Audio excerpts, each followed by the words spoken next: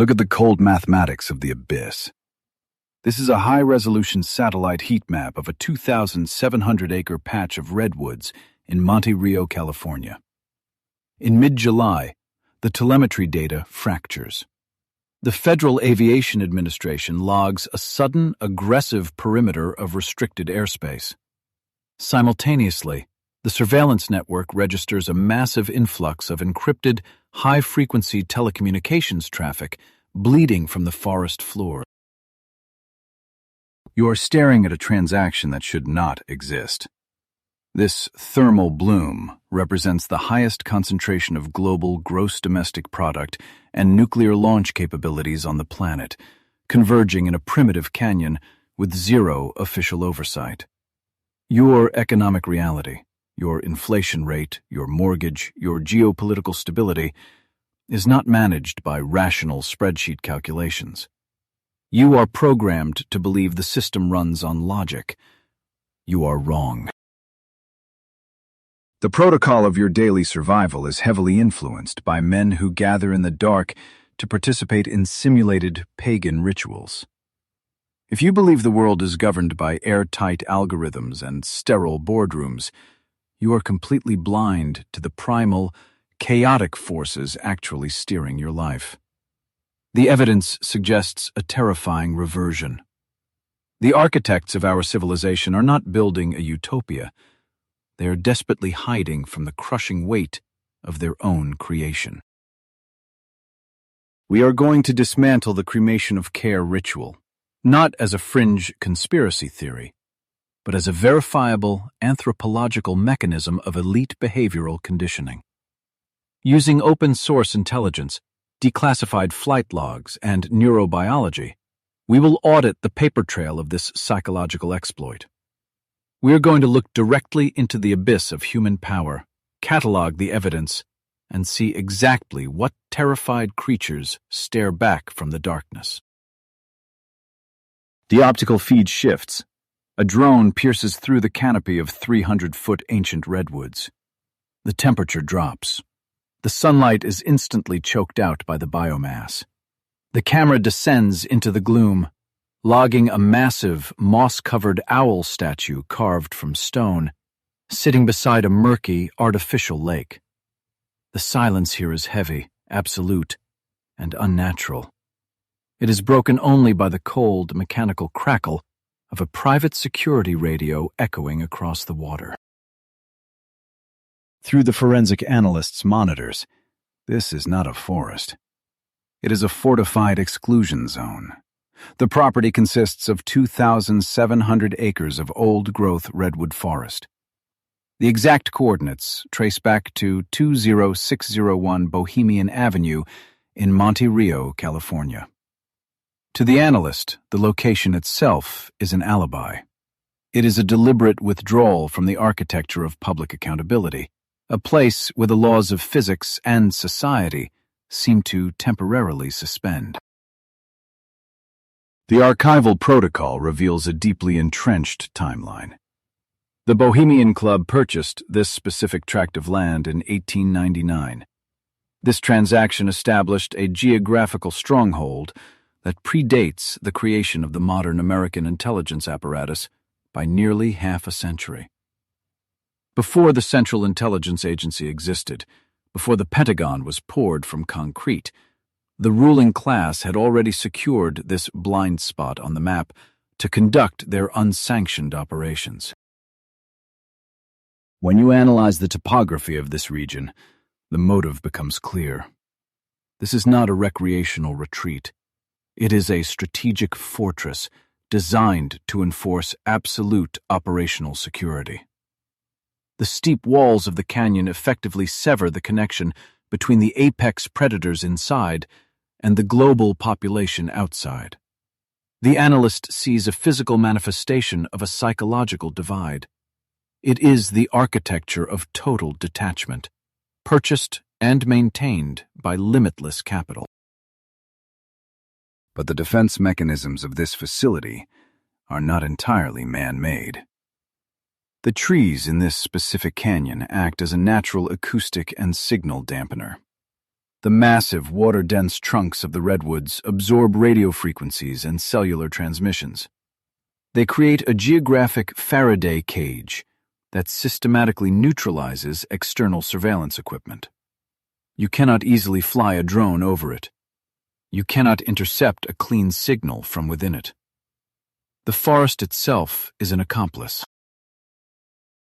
This biological shield forces any intelligence gathering into a state of severe degradation. The analyst knows that every dead pixel, every dropped audio packet, is a testament to the club's flawless selection of real estate. They weaponized the ecosystem to protect their privacy. While you are subjected to constant algorithmic surveillance in your digital life, the architects of that very system hide behind 300-foot walls of impenetrable organic matter. Deep within this sensory void, the telemetry pinpoints the epicenter of the anomaly. The topography slopes downward, leading to the artificial lake. Here, the rational world completely disintegrates, replaced by an artifact that belongs in a forgotten archaeological ruin. The overhead optics capture the exact dimensions. It is a monument to an entirely different set of rules, standing silent guard over the most powerful men in the Western Hemisphere. At the center of the encampment sits a 40-foot hollow statue of an owl. The physical evidence shows it was constructed in the 1920s from a framework of steel and heavy poured concrete. It has been heavily weathered by decades of the damp coastal climate, giving it the appearance of an ancient, brooding deity. To the investigator, this is not mere decoration.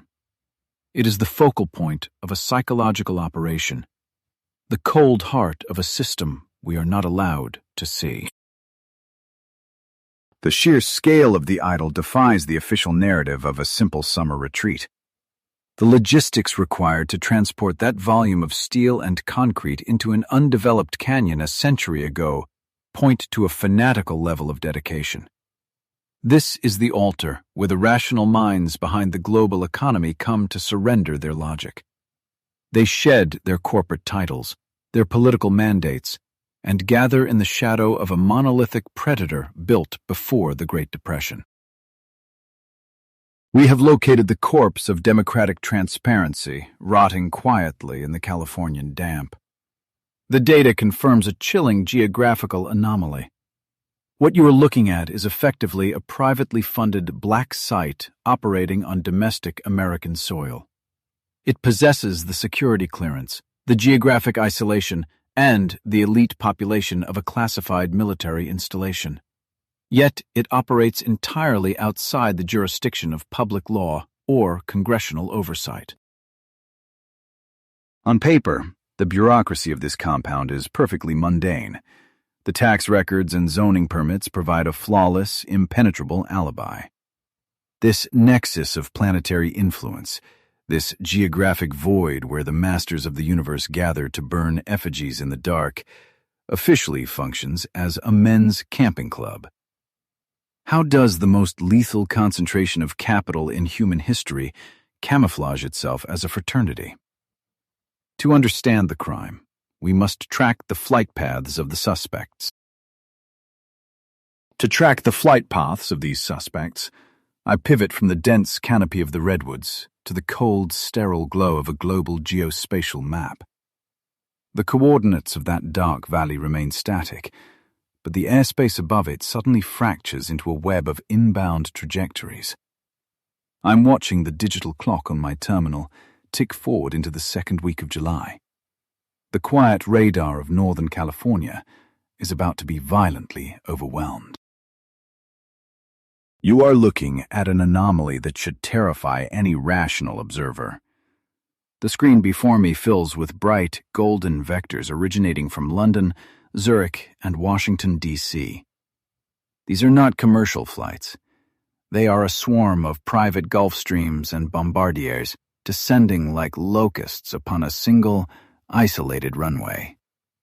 It is the visual signature of global power physically relocating itself, creating a gravitational pull that distorts the local reality. The destination for this armada of capital is the tiny Charles M. Schultz Sonoma County Airport. For 50 weeks of the year, this facility handles minor regional traffic, moving local businessmen and tourists. But every July, it experiences a private aviation traffic spike that mathematically defies all regional economic models. The sudden influx of heavy, intercontinental jets simply does not correlate with any legitimate commercial activity in this quiet agricultural zone. Through the eyes of the forensic analyst, this is not a coincidence. It is a coordinated migration of the apex predators. But when you attempt to pull the registry of who exactly is landing these $60 million machines, the public databases go entirely dark. The paper trail is deliberately severed. The masters of the universe do not tolerate being tracked by the very public they govern, and they have legally purchased the right to remain invisible. To obscure their movements from public flight trackers, many of these aircraft utilize a specialized federal shield. They operate under the Federal Aviation Administration's LAD program, or Limiting Aircraft Data Displayed. By checking a bureaucratic box, the tail numbers and corporate ownership of these jets are systematically scrubbed from consumer radar screens. The system is designed to make you believe the sky is empty, even as the architects of your economy fly directly overhead. But physics cannot be legislated away, and radio waves do not respect non-disclosure agreements. Every aircraft, regardless of its legal cloaking, must continuously broadcast its position to avoid mid-air collisions. The aircraft emit unencrypted signals into the void at 1,090 megahertz. To the untrained eye, the map is blank.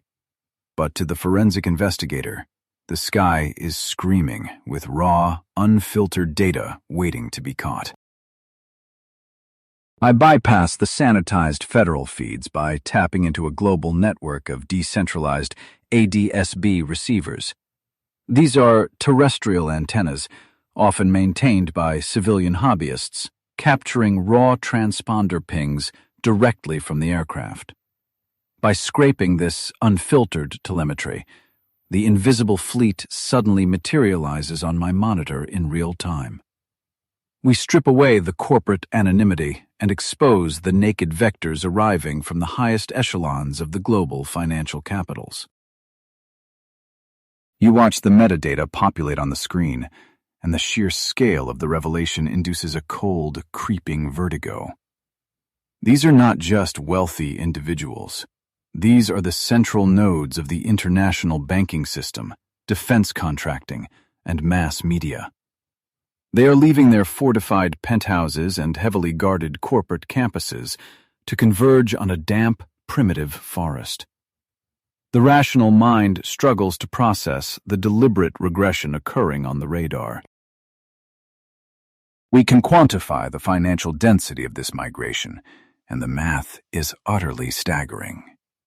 During this specific 2-week period in July, the concentrated net worth of the individuals gathered within this single Californian forest temporarily exceeds the gross domestic product of several medium-sized sovereign nations. You are looking at a localized accumulation of wealth so dense, it practically generates its own sovereign gravity, pulling the strings of global markets from the dirt. This is the true horror of the data. Your inflation rate, your mortgage, your geopolitical stability are being heavily influenced by the men stepping off these obscured jets. They possess the capital to reshape entire continents, yet they feel compelled to migrate to a heavily guarded canyon completely severed from democratic oversight. The sheer disproportion between their absolute power and our total lack of visibility crushes any illusion of a transparent society. The terminal hums as the final jets throttle down on the Sonoma tarmac. The passengers step out of their climate-controlled cabins into the heavy coastal fog. They are immediately swallowed by a fleet of waiting, blacked-out vehicles. The digital breadcrumbs of the aviation network end here, but the physical journey into the abyss is just beginning. The money has successfully vanished into the redwoods, slipping beneath the radar and into the shadows. I log the final transponder ping and archive the dataset. The cold realization sets in. The systems we rely on to monitor power are built to fail us by design. We are permitted to track the delivery of a $20 package with pinpoint accuracy, but the movements of the men who dictate the survival of our civilization are legally erased from the sky. We are not citizens to them. We are merely the background noise of an economy they fully control. To continue the pursuit, we must abandon the digital airspace and follow these armored convoys down into the dirt. The financial elite have landed, and now they are moving toward a perimeter that is heavily fortified against the outside world. They are about to cross the threshold from the jurisdiction of civil law into a strictly governed private reality. The data has shown us how they arrive. Now, we must investigate the militarized architecture that keeps us entirely out. Following the armored convoys from the tarmac, the dashcam footage feeds directly into my terminal. We are riding in the digital slipstream of the financial elite, moving deeper into the shadows of the old-growth redwoods. The transition is jarring, shifting from the sterile concrete of the Sonoma tarmac to a dense, primeval gloom that swallows the sunlight entirely. They are leaving the jurisdiction of public scrutiny and entering a highly controlled vacuum. The vehicle approaches a nondescript gate, a brutalist checkpoint seemingly grown directly out of the ancient root systems. Men in heavy tactical gear, wearing discreet earpieces, step out of the shadows to intercept the convoy. This is not a standard security detail hired for a corporate retreat. I'm looking at the physical manifestation of an invisible border, a hardened barrier erected between the world of democratic laws and the realm of absolute privilege. The anomaly here is the brazen privatization of sovereignty. You are conditioned to believe that borders belong exclusively to nation-states, defended by federal mandates and public funding. But the telemetry data flowing across my screens tells a much darker story. Private capital has successfully purchased immunity from the outside world, effectively carving out a legally ambiguous black site right in the middle of a progressive American state. I cross-reference the biometric signatures and operational profiles of the men manning the perimeter. The database returns terrifying results. The Bohemian Grove is secured by a highly classified matrix of private military contractors. These are not retired police officers. The recruitment pipeline pulls directly from Tier 1 Special Operations Forces. The architects of our economy are guarded by the very same apex predators who execute clandestine wars. The presence of military-grade operators on domestic soil to guard a summer encampment shatters any illusion of civilian normalcy. They operate with a chilling, clinical detachment, scanning the forest with the paranoia of a combat zone deployment. The elite do not view this gathering as a vacation. The sheer lethality of the outer perimeter proves they view their isolation as a critical, high-stakes operational necessity, defending it with lethal capacity. The physical guards are merely the visible layer of a much deeper, pervasive architecture of paranoia. My geospatial mapping software strips away the canopy to reveal the true scale of the defensive grid. The club has integrated advanced thermal imaging directly into the living ecosystem. The ancient 300-foot redwoods have been hollowed out and weaponized, transformed into biological watchtowers in a massive, smart forest panopticon. Look deeper into the subterranean data feed. The forest floor itself is wired to register the exact weight and cadence of human footsteps.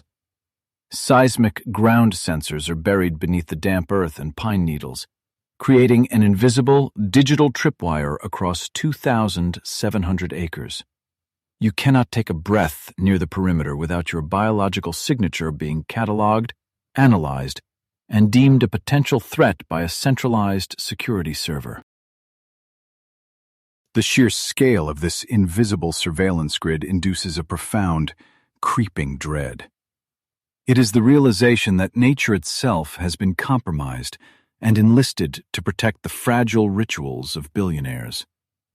The ruling class fears the unpredictable, chaotic mass of humanity so deeply that they must turn the wilderness into a militarized machine. They have engineered an environment where organic life is entirely subjugated to electronic control protocols. To enforce this absolute exclusion, they manipulate the legal framework with surgical precision. I pull up the local jurisprudence files. The club heavily weaponizes Section 602 of the California Penal Code, aggressively prosecuting any civilian who steps over the invisible line. But the legal documentation reveals a terrifying psychological shift. They do not treat a perimeter breach as a simple trespassing misdemeanor, as the law was originally intended. Through aggressive lobbying and deeply entrenched political leverage, an unauthorized entry into this specific patch of forest is functionally escalated to a critical threat against national security assets. If you wander off a public trail and into the grove, you are immediately classified as a hostile entity targeting the global financial infrastructure. The legal system is bent entirely to shield the fragile, ritualistic isolation of the ruling class. This intense militarization and legal manipulation culminates in a terrifying geopolitical anomaly. By synthesizing Tier 1 security forces with weaponized local statutes, this security apparatus functionally creates a sovereign microstate. The public infrastructure surrounding the forest is rendered entirely subservient to the needs of the club. The masters of the universe have drawn a line in the dirt that even the United States government hesitates to cross. My communication intercepts confirm the darkest reality of this arrangement. Local law enforcement explicitly yields jurisdiction to this private corporate authority during the encampment. Sheriffs and state troopers act merely as a secondary buffer, effectively taking orders from the invisible security directors operating inside the Redwoods. Democratic oversight halts entirely at the gate, replaced by the draconian rules of a heavily armed private oligarchy. The armored SUV clears the final checkpoint, the heavy gates closing behind it with a final, metallic thud that echoes through my audio feed. They are safely inside the vacuum, entirely disconnected from the civilization they control. The external barrier is impenetrable, but the true horror lies beyond the sensors and the mercenaries. We must breach the internal geography of the camp to see exactly how these apex predators organize themselves in the dark. The heavy gates close, sealing off the vacuum. I watch the telemetry feed shift from the perimeter defense to the internal geography of the encampment. Through the lens of behavioral anthropology, this isolated territory ceases to be a mere forest and becomes a sterile petri dish. We have breached the physical wall of the global oligarchy, but the true terror lies in how these individuals organize themselves once the cameras of the outside world are permanently severed. A stolen schematic blueprint slowly populates across my monitor, tracing the internal veins of the compound. The digital lines form a sprawling network of over 118 distinct, deeply isolated camps hidden beneath the redwood canopy. The screen zooms into sectors with absurd, primitive designations like caveman and Mandalay. It is a meticulous, almost pathological mapping of human regression, laid out with the precise geometry of a military quarantine zone. The anomaly hiding in this structural data shatters the myth of a unified, harmonious global elite. What you are looking at is not a cooperative brotherhood, but the brutal architecture of status. When you strip away the laws, the media, and the corporate boards, you are left with apex predators forced into a confined space. I am observing the deliberate engineering of a secondary food chain, a closed ecosystem where the masters of reality must violently reestablish their rank. To even enter this terrifying social experiment, a candidate must submit to a brutal vetting process designed to crush the ego of a modern titan. You might assume that capital is the ultimate key to access, but in this forest, your net worth is practically irrelevant. The financial toll is remarkably trivial for this demographic, requiring a basic initiation fee of roughly $35,000. The true filter is not monetary. It is temporal and intensely psychological. The actual barrier to entry is an agonizing waiting list that spans 15 to 20 years, a deliberate mechanism of artificial scarcity. I analyze the psychological weight of this delay on men accustomed to instant global compliance. They are forced to wait for decades, aging into their power, just for the privilege of being allowed into the dirt. It is a calculated behavioral submission protocol, proving they value tribal acceptance above their own formidable independence. Once inside the perimeter, the psychological conditioning accelerates. The blueprint on my screen reveals that the Grove is not an egalitarian utopia, but a hyper-stratified, merciless caste system. The 118 camps serve as rigid social cages, trapping the attendees in a precise pecking order. I cross-reference the camp rosters with global power indices, and the data paints a picture of extreme, almost feudal segregation among the most powerful men on Earth. The geospatial data isolates a specific sector heavily guarded even from the other members. Mandalay sits at the absolute apex of this bizarre hierarchy, functioning as the unseen throne room of the forest.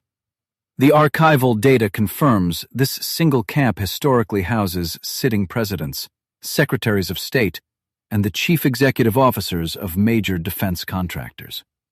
It is a concentrated node of apocalyptic power, physically elevated above the lesser billionaires and barons.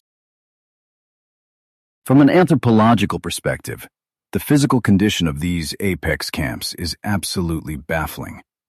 You would expect subterranean luxury, yet the satellite ground-penetrating radar shows nothing but rustic, structurally deficient wooden shacks. The men who dictate global inflation rates and command nuclear submarines are choosing to reside in damp, dirt-floor cabins. They embrace an aesthetic of engineered poverty that defies every rational assumption about the ruling class. This intentional lack of luxury is a central pillar of the anomaly.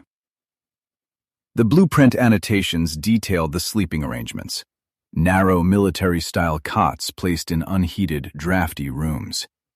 I see a deliberate rejection of the climate-controlled penthouses and armored limousines that define their external reality. They subject themselves to the bone-chilling dampness of the Northern California coast, shivering in the dark while entirely surrounded by their own mercenary army. The anthropologist recognizes this immediately not as a camping trip, but as a calculated psychological leveling mechanism. By stripping away the modern trappings of absolute power, the ritual forces a profound, primitive, tribal bonding. When you remove the designer suits and the corporate titles, replacing them with cold dirt and darkness, the ego fractures. The men are reduced to their biological essence, desperate for the warmth and validation of the immediate physical group. This is the cosmic horror of the Bohemian anomaly. The architects of our reality are so alienated by the terrifying scale of the world they have built, they must simulate physical hardship to feel human again. They cannot trust a handshake in a boardroom because every transaction is poisoned by their immense leverage. So, they retreat to the mud, utilizing the cold and the dark to forge bonds based in primal vulnerability, escaping the isolating void of their own creation. Inside this engineered regression, the external rules of your reality are entirely suspended. The social capital of the outside world is suddenly rendered useless, replaced by the internal unspoken laws of the tribe. I track the behavioral data of new inductees, watching as the undisputed masters of global technology are forced to submit to the strange, archaic customs of their camp. The forest does not care about your market capitalization. It only cares about your given rank. This creates a breathtaking inversion of the external capitalist hierarchy. In this closed ecosystem, a billionaire tech founder whose algorithms dictate the thoughts of billions might hold a significantly lower social standing than a retired military general. The man who commands the digital future is reduced to fetching firewood for an aging veteran who understands the primal mechanics of war. It is a total collapse of the 21st century power dynamic, hidden in plain sight. Through the cold glare of the analytical monitors, the true nature of the ruling class crystallizes into something deeply pathetic and profoundly dangerous. You are not ruled by a cabal of hyper-rational, emotionless architects executing a flawless master plan. You are at the mercy of terrified primates who are so detached from the human experience that they must wait 20 years to sleep in the dirt just to remember how it feels to belong to a mathematically limited pack. The blueprint mapping their camps is ultimately a map of their psychological fragility. The strict rules, the waiting lists, the damp cots, these are the desperate coping mechanisms of men staring into the abyss of their own infinite leverage. We have documented their spatial and social architecture, laying bare the anatomy of their underlying fear. Now we must analyze the biochemical trigger they use to seal these tribal bonds, pushing their minds past the brink of rational thought. The spatial architecture of their fear is only the staging ground. As I analyze the temporal schedule of the encampment, a distinct anomaly emerges on the first Saturday night. The daylight networking ceases, and the complex social hierarchy we mapped out dissolves into the damp air. The protocol shifts from silent observation to an active, localized psychological operation taking place under the canopy. Look at the grainy night vision footage captured from the perimeter. The glow of a massive fire reflects in the murky water of the artificial lake.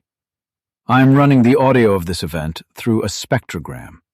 The low-frequency chanting echoing off the stone is not random noise. It is mathematically calibrated to induce a specific auditory response. This is the soundtrack to a cognitive override. The internet is overflowing with amateur theories about satanic cults and dark magic being practiced in these woods. But the truth you are looking at is far more terrifying because it is strictly biological. There is no magic here. What you are witnessing is a deliberate, highly sophisticated biochemical hack. It is the weaponization of the human limbic system by the very men who control your economic reality. The focal point of this nocturnal protocol is a central ceremony officially logged in their archives as the cremation of care. The visual evidence shows robed figures standing before that 40-foot stone owl, preparing to burn a physical effigy. This wooden structure, wrapped in a skeletal frame, is a proxy. It represents the dull care, the crushing moral burden and ethical weight of their global leadership.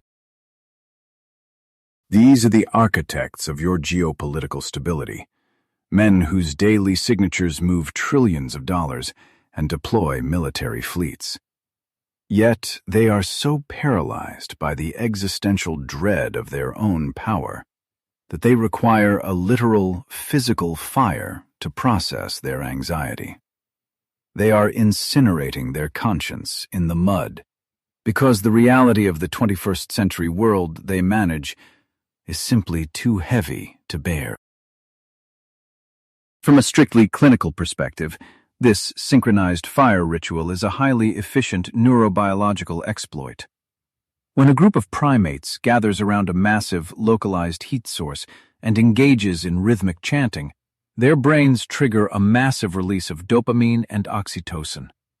It is a biological script written into our DNA over hundreds of thousands of years of evolutionary survival in the dark.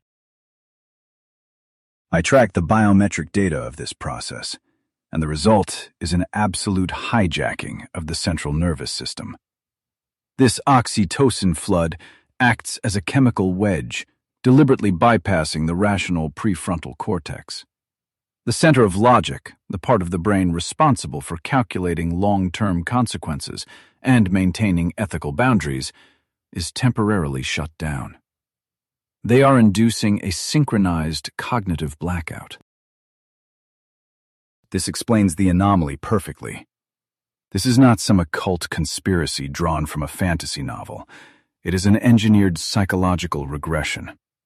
The ritual provides a sterile, controlled environment for these apex decision-makers to temporarily sever their biological connection to human empathy. To command the global herd without hesitation, the predator must first erase its own capacity for guilt.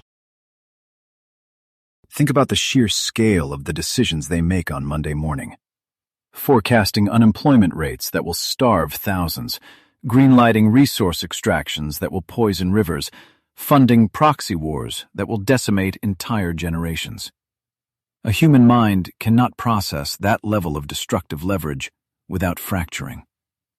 The burning effigy is the pressure valve keeping their fractured psyche intact. We have decoded the exact biochemical mechanism that the ruling class uses to strip away their humanity and govern you without remorse. This is the terrifying empirical truth hidden behind the curtain of global finance. If this scale of psychological manipulation blows your mind too, hit the like button and leave a comment. To ensure you do not miss the next phase of this investigation, subscribe to the channel now. As the effigy burns and the cognitive blackout reaches its peak, the audio analysis reveals another chilling layer of this operation. The booming, theatrical voices broadcast over the hidden speaker system during the ritual are not live. They are pre-recorded by high-profile members of the club. Among them is the unmistakable, iconic baritone of the late former news anchor, Walter Cronkite. The inclusion of Cronkite's voice is the ultimate psychological anchor.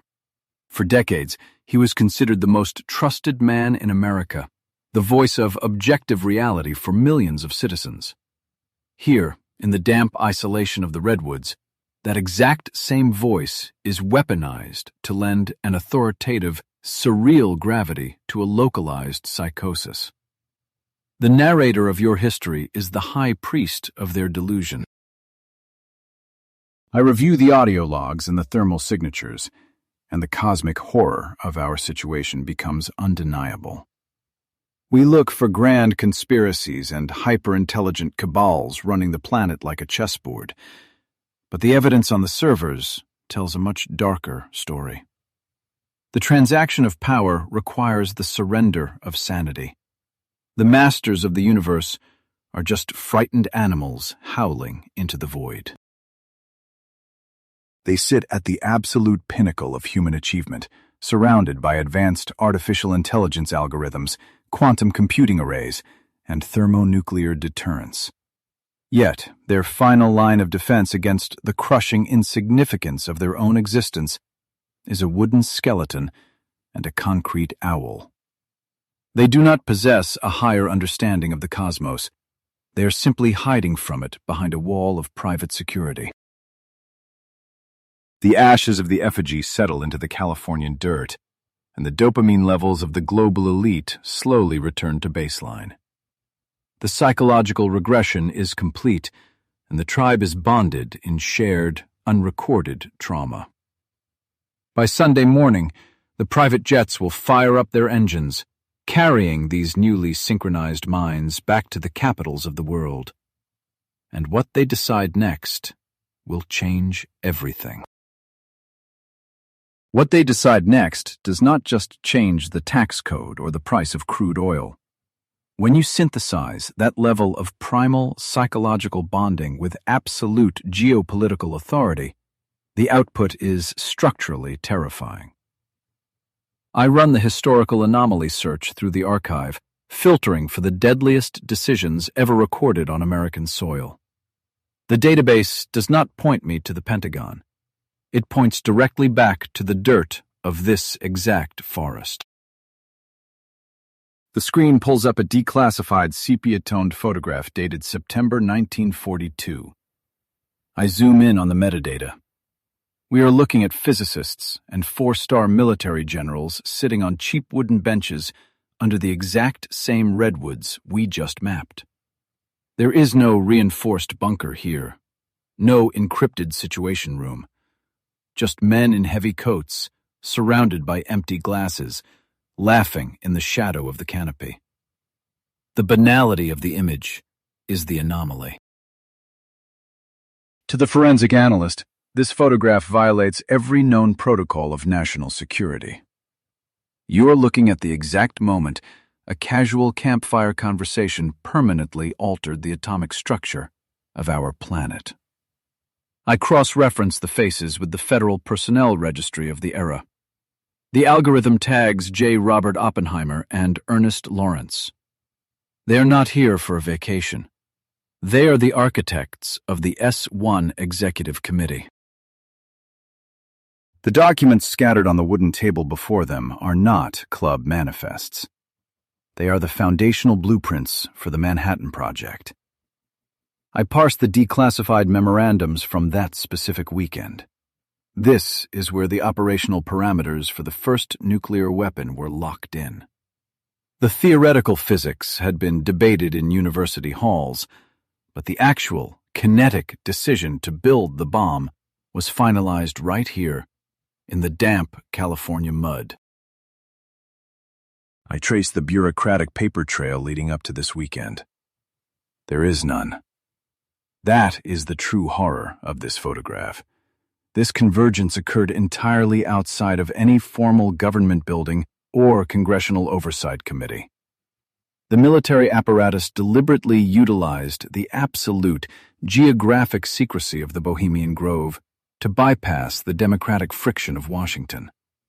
They weaponized the isolation of the private club to hide from their own government. Look closely at the faces in the photograph. The posture of these men is relaxed, stripped of the defensive armor required in a Pentagon briefing room. The neurochemical hack we observed in the modern ritual was already functioning perfectly in 1942.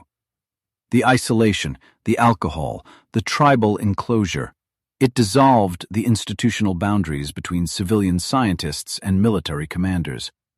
It made the unthinkable feel like a simple, logical consensus. I pull up the yield projections for the Trinity test that followed this meeting. The math is cold, predicting a localized sun that would vaporize sand into glass. The decision to construct a device explicitly capable of initiating a planetary extinction event was not solidified in a sterile, heavily guarded laboratory. It was birthed in a private men's club, surrounded by the smell of cheap cigars and the primal isolation of an ancient, indifferent forest. This is the empirical dread I see in the data.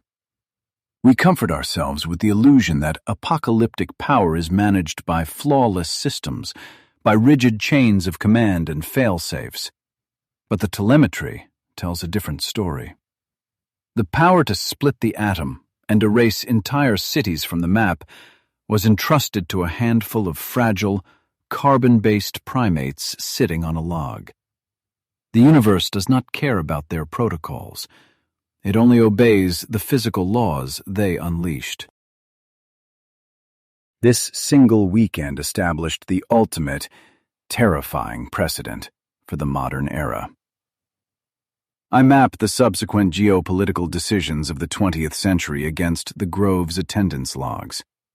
The correlation is a statistical nightmare. The most critical pivots in human history, the moments that dictate whether millions live or burn, do not happen in the sterile light of a democratic assembly. They happen in the engineered shadows of extreme, unaccountable exclusivity. The public sphere you participate in, the elections, the congressional hearings, the geopolitical press conferences, is merely the bureaucratic echo of these silent, arboreal meetings. By the time a policy reaches the floor of the Senate, the variables have already been negotiated over whiskey by men who consider themselves entirely separate from the population they govern. You are watching the shadows on the cave wall, completely blind to the fire casting them. I run a predictive algorithm on the declassified calendars of the attendees. The pattern is flawlessly consistent. A weekend at the encampment is invariably followed by aggressive shifts in global capital, sudden escalations in foreign conflicts, and massive defense contracts awarded behind closed doors. The forest acts as an unregulated clearinghouse for planetary dominance. It is an offshore tax haven, but instead of hiding currency, they are hiding history. Think about the raw, thermonuclear reality of our current decade. We have thousands of warheads on hair-trigger alert, guided by autonomous tracking systems that can calculate an intercept in milliseconds. Yet the foundational architecture of this doomsday machine was sketched out by men who needed to hide in the woods to feel safe. The entire grid of human survival is balanced on the fragile psychology of apex predators seeking a tribal safe space. I close the file on the Manhattan Project, but the forensic timeline continues to bleed into the present day. If the blueprint for atomic annihilation was drawn up in this artificial vacuum, what else is being decided right now? To understand why they locked themselves away, we have to look at the mathematical limits of the human brain. Because when you map the cognitive capacity of these men, you realize they literally cannot perceive you as human anymore. To understand why these architects of reality cannot perceive you as human, I mapped the aftermath of the Manhattan Project anomaly against a broader sociological rule. On the monitor in front of me, a complex network graph slowly populates in the dark. Nodes represent individual power brokers. The intersecting lines represent corporate board memberships, intelligence agency directorships, and Federal Reserve appointments. As the algorithmic sorting runs its course, the scattered data points aggressively collapse into a single dense cluster. The shape rendering on the screen perfectly matches the historical Bohemian Grove attendee list. This is not a conspiracy theory mapped with red string. Through the clinical lens of the behavioral anthropologist, this is the exact mathematical shape of an oligarchy, a closed loop of absolute influence. The anomaly glaring from this digital topography is the sheer density of the connections. In a globalized economy spanning continents, power should technically be decentralized. Yet the data proves the opposite. These individuals are desperately clinging to a localized physical proximity. They are retreating into the forest because they are fighting a losing battle against the evolutionary limitations of their own brains. I cross-reference this hyper-dense cluster with the established cognitive metrics of behavioral anthropology. According to research formalized by evolutionary psychologist Robin Dunbar, the human brain possesses a hardwired biological limit. Our neocortex is physically incapable of maintaining more than 150 stable, reciprocal social relationships. This metric is scientifically classified as Dunbar's number. This is the evolutionary mathematics that turns the global masses into a faceless herd. If you exceed 150 connections, the cognitive load becomes too great. Empathy fractures. The brain simply cannot process the emotional weight of a larger tribe. No amount of wealth, no offshore bank account, and no private military detail can bypass this primal neurobiological bottleneck. The hardware is permanently fixed. The intelligence gathered from the Redwood perimeter proves that the Grove artificially engineers this exact primal bonding among the top 0.001% of the global power structure. They do not gather in the dirt by accident. They are deliberately weaponizing Dunbar's number. By isolating the apex predators of global finance and military command, they force a synthetic regression to a hunter-gatherer dynamic. The data models demonstrate how this environment functions as an emotional crucible. Confining these apex decision-makers in a sensory-rich, highly isolated environment triggers a profound psychological reset. The smell of the ancient trees, the acoustic dampening of the canyon, and the shared sleep deprivation systematically dismantle their external corporate rivalries. The protocol forces their limbic systems to synchronize. The ritualistic isolation rewires their social networks at a cellular level, compelling them to view each other exclusively as the definitive tribe.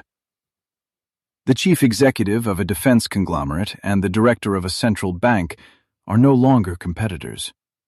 In the shadow of a 40-foot stone idol, they become blood brothers huddled around a fire, united against the terrifying, incomprehensible scale of modern civilization. This is where the true existential horror of the data solidifies. Empathy is a finite biological resource, physically capped at 150 individuals. When the global elite utilize the Bohemian Grove to fill every single available slot in their cognitive registry with other billionaires and military commanders, a terrifying mathematical subtraction occurs. The psychological ledger of their humanity zeroes out entirely. Consequently, anyone residing completely outside this mathematically limited circle is erased from the equation.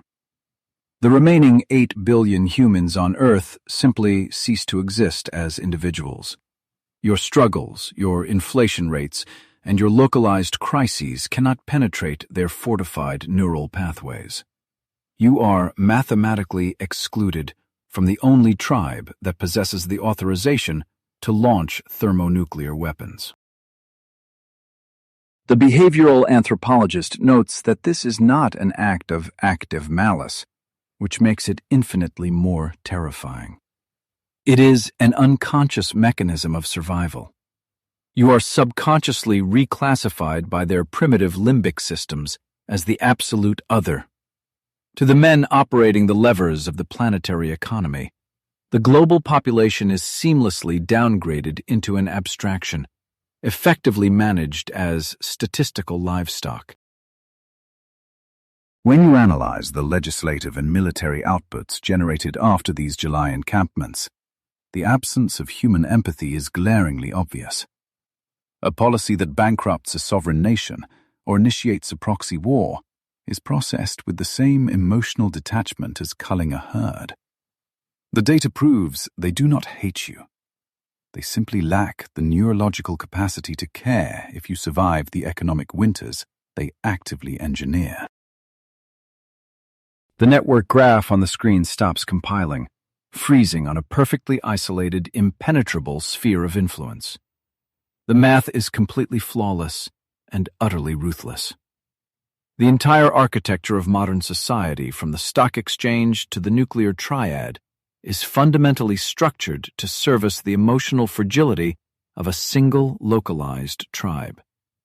We are governed by an inbred social network terrified of the dark. I am pulling the telemetry back from that isolated network graph. We are leaving the coordinates of the Bohemian Grove, rising through the canopy of the ancient redwoods and ascending into the cold silence of the stratosphere. Down below, the grid of human civilization is a sprawling web of fragile lights. Supply chains, nuclear silos, and megacities all pulse rhythmically in the dark, tethered to the neurological limits of the men we just left behind in the dirt. When I opened this case, I expected to find the architecture of a grand design. We tracked the private aviation vectors, breached the militarized perimeter, and analyzed the acoustic dampening of the forest. The cultural mythology conditioned you to believe that if a secretive cabal controls the global economy, they must possess a flawless, hyper-intelligent blueprint for humanity. We wanted to find a master control room, because a malevolent plan is still a plan. But the empirical evidence we gathered dictates a far more terrifying verdict. The ultimate existential horror of the Bohemian Grove is not the existence of a coordinated, omniscient global order. It is the exact opposite. The data proves beyond any statistical doubt that there is absolutely no one driving the vehicle. The geopolitical steering wheel is completely detached, and the men sitting in the driver's seat are just pretending to hold it. You are looking at a ruling class completely crushed by the incomprehensible weight of the world they built. Modern macroeconomics, artificial intelligence, and thermonuclear deterrence have created a system of infinite variables. The human brain, even at the absolute apex of planetary privilege, was never engineered to process this scale of responsibility. The cognitive load is fatal, and so they biologically regress to survive the crushing psychological pressure. This is why they gather in the dark to burn a wooden effigy. It is not an esoteric summoning. It is a desperate limbic reset. They are utilizing the dopamine and oxytocin release of a primitive fire ritual to artificially numb the psychological terror of their own destructive capabilities. They have to convince their nervous systems that they can simply incinerate the moral consequences of holding the power to trigger a planetary extinction event. I found the origin point of this terror in the 1942 archives. When J. Robert Oppenheimer and the military elite sat under those exact same trees to finalize the Manhattan Project, they bound our entire species to the logic of mutual assured destruction. They created a permanent, hovering apocalypse, birthed entirely outside of any democratic oversight. And ever since that moment, the architects of our reality have been running from the ghost of their own creation. Your reality is constructed around a massive psychological projection. The international banking protocols, the complex geopolitical treaties, and the fluctuations of your localized inflation rates are fundamentally governed by the inertia of their tribal panic. The global machine of civilization is not running on rational mathematics. It is fueled almost entirely by the primal coping mechanisms of apex predators who are profoundly terrified of the dark. The mathematics of Dunbar's number explicitly proved that empathy cannot be scaled. When their biological ledger maxes out at 150 individuals inside that geographic Faraday cage, you cease to exist.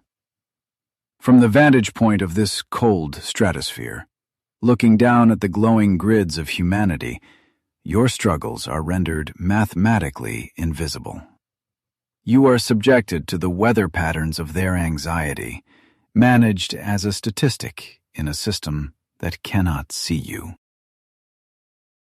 I have closed the behavioral analysis, and the verdict is structurally unassailable. We built an entire planetary infrastructure to coddle the emotional fragility of a microscopic inbred tribe. Every time the market crashes or a proxy war ignites, you are witnessing a limbic system failure among the elite, a glitch in their psychological armor. They are frantically pulling levers, hoping the machinery responds, while projecting an illusion of absolute authority. It is deeply unsettling to have the comfort of a grand conspiracy stripped away from you. A secret cabal implies that the universe possesses an underlying order, even if that order is tyrannical. But this investigation forces you to discard that psychological safety net. There is no shadowy council playing three-dimensional chess with your future. There is only the sheer, unadulterated chaos of human limitation, amplified by trillions of dollars and nuclear arsenals. You are forced to accept the abyss of our geopolitical reality. The silence of space is mirrored by the silence of our leadership. There is no master plan, no hidden blueprint for human salvation or subjugation. We are entirely at the mercy of frightened apes holding the keys to the apocalypse, desperate to convince themselves they are gods. They gather in the California woods not to rule the world, but to hide from the crushing realization of their own incompetence. This case file is nearly closed, but the overarching investigation into the architecture of power continues. If this forensic analysis shattered your perception of global authority and gave you a sharper, colder lens on reality, hit the like button. That metric is how I know we are actively piercing the veil. Subscribe to the channel to join the ongoing research and secure your place in the comments to record your final verdict on what we uncovered here today. Tomorrow the markets will open, treaties will be negotiated, and the relentless machinery of civilization will grind forward. The men in the Redwoods will put their tailored suits back on, step onto their untraceable private jets, and resume broadcasting the illusion of absolute control. But you now possess the decrypted telemetry. You know exactly what hides beneath the polished veneer of the global elite. You know they are terrified of the very void they engineered. The illusion of order is officially broken. We are hurtling through the dark, guided by a ruling class that is frantically burning idols to stave off the terrifying silence of an indifferent universe. You are no longer blind to the primitive mechanics governing your existence, and that awareness is the only true defense you have left. The protocol is fully documented, and the files are securely archived. My name is the Investigator, and I am signing off.